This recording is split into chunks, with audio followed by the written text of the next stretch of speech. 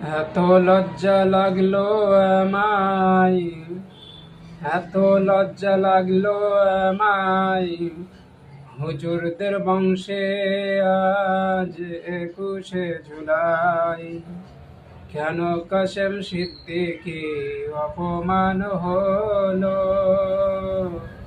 আগো কাসেম সিদ্দিকী ভাইজান, তুমি নিজে বলো। তুমি তো সেদিন বলেছিলে দিদি চোর চোর চোর। হো কাসেম সিদ্দিকী ভাইজান, তুমি তা বলো। এত লজ্জা লাগছে আমায়, কি করে বলি?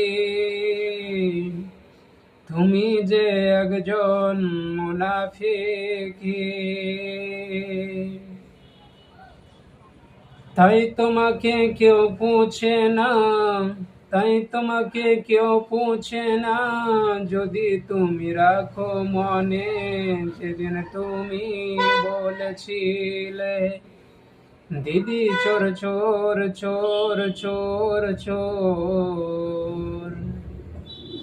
এত লজ্জা লাগছে আমায়, এত লজ্জা লাগছে আমায়, তার পদতলে তুমি আজ আবার অপমানিত হলে।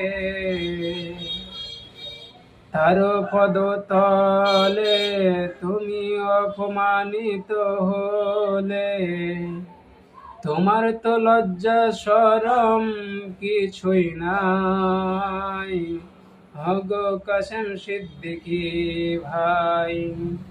তোমার তো লজ্জা শরম কিছুই নাই, হগো কাসেম সিদ্দিকী ভাই। তোমার দ্বারাই কিছু হবে না, তোমার দ্বারাই কিছু হবে না।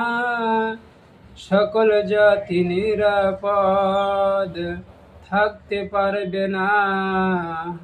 ও কাসেম সিদ্দিকী ভাইজান, ও কাসেম সিদ্দিকী ভাইজান। তোমার দ্বারাই যদি হতো তুমি কাউকে ভালোবাসিলে, যেতে না তুমি দিদির পদতলে। এটাই ছিল সেদিনের পরিচয়, কারণ তুমি